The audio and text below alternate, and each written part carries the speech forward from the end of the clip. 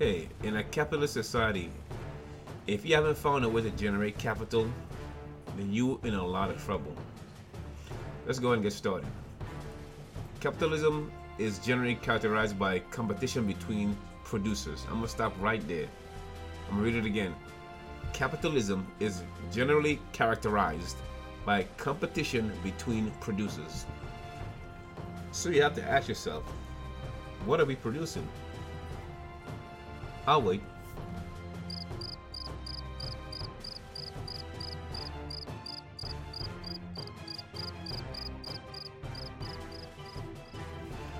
So I ask the other question, how can we compete if we are not producing? Again, I shall wait for an answer.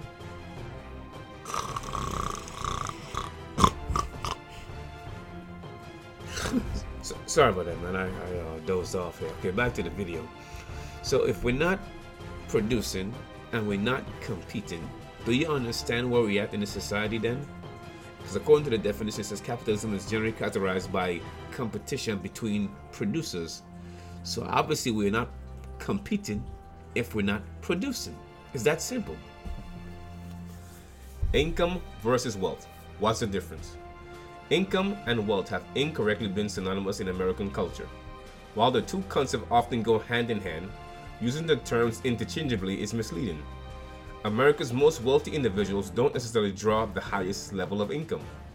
For example, while professional athletes, top executives, doctors, and lawyers have reputations for high salaries, their obligations can make accumulating significant wealth very difficult. Many wealthy individuals, on the other hand, have never earned an exceptionally large paycheck. Income versus wealth, different definitions. I like to think of income as the amount of money someone receives on a regular basis, while wealth is the length of time that person or family could maintain their current lifestyle without receiving compensation or performing additional work. See, how long can you last without working? How long can you maintain your current way of living without sacrificing? That's the huge difference between income and wealth. You see, most of us that work a job, you're only gonna get paid X amount of times per year. I mean, there's so many weeks in a year, there's only so many times you're gonna get paid per year. That's a fact. You see, but we haven't been taught how this game actually works. We spend too much time focusing on the stuff that don't help in that department. So that's why we're always behind. And everybody else who comes to this country, every other immigrant that comes to this country, well, they understand how business works. And I keep saying, I'll say it again, no one creates a business in a neighborhood that doesn't have any money. So the mere fact that they create businesses in our neighborhoods tell you that your neighborhood has money. So why can't we figure out how to harness our money? We're allowing everybody else to harness our money and leave us with nothing. See, we never focus on anything that's inheritable that we can pass on from one generation to the next to our children. We have spent 50 years now since the Civil Rights Movement focusing on things that are non-inheritable. You cannot inherit food stamps and welfare. You cannot inherit drug abuse programs. You cannot inherit a job. We have no wealth for our children, so consequently a black child in America is born at dead zero. And he has to now compete with a white child who has 87% what he needs to succeed. And I hear people saying, well, the black child, y'all just not doing it right. That's why our white kids are out achieving. No, it's because he got everything he needs. You don't have anything. That's why he's out achieving you. That's why you go drive around this city, any other city, and look at all the big skyscrapers, the big tall buildings. You go across America, and if you find 5 blacks in the United States that own a building with more than 3 stories, you're lucky. You don't own and control anything. Where are your airplanes and ships and boats? Where are your industries? You don't manufacture anything. All you're doing is consuming. We are 100% consumers and 0 producers in the most capitalistic society on earth. And we have failed to understand because of our marketing people have not told us the truth. Our promoters have not told us the truth, that in a capitalistic society, there is no such thing as consumer power. Now we're gonna wrap this video up. This one I'm talking about economics. Now this brother here won some money, he won the lottery, but that was his undoing. Unbeknownst to him, he didn't know. that once you win money, you can't stay around people who don't have money because their intention is to get your money. So what happened? They broke into his house, and well, the article's in the link is in the description box. You can read it yourself. Again, they would have never broken into his house if they had money. You don't break into somebody's house if you have money, but if you don't have money, you will take that chance. And you're gonna see more of these type of crimes happening. Another home invasion.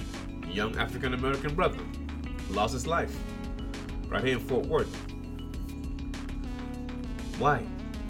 Home invasion. Trying to get something of value, either money or something he can sell upon and get some money. Again, it's how important it is to have an economy, to have businesses going. If you don't have no businesses and your young people need jobs, what are they going to do? Who are they going to turn to? You know, they might not be hired because of the way they look. But if you have businesses, you can employ them yourself. It's how important it is. But if we don't fix this problem, I'm telling you can guarantee more of the same thing happening over and over and over again. We have 7 months left in the year. And let me tell you, I can guarantee with 100% accuracy, they're going to have more of these crimes again before the end of the year's out.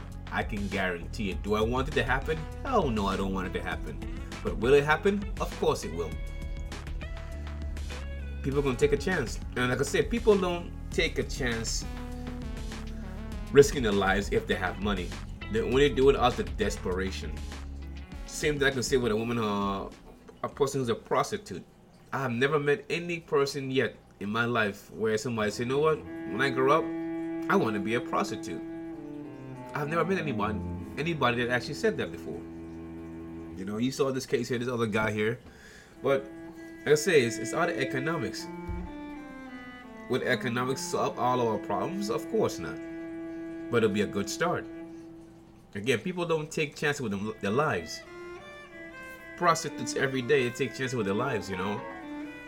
The John might be a total whack job. Look to try to kill him. I mean, you can do the research yourself and find out how many prostitutes are actually murdered by their Johns.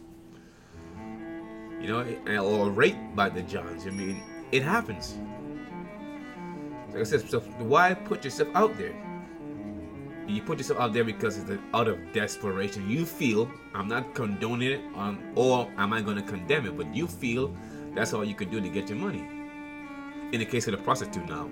Home invasions, man, you should never do that, man, because you're taking a hell of a chance, man, a hell of a chance. You don't know what's in that person's house. You don't know who is in that house. And you don't know the state of mind of that person. And you break into that person's house. All you're going to have is your family saying, well, they didn't have to kill him. Yes, that's true. They didn't have to kill him, but it didn't stop the fact that they did kill him. Why am I saying this? I said we got to be more proactive instead of being reactive. Crying about after your loved one is dead is irrelevant. And trying to seek justice after they're gone, it makes no sense, really. So, in a nutshell, man, economics will not solve all our problems, but it'll be a good start. Thanks for watching. You guys take it easy. I'm out.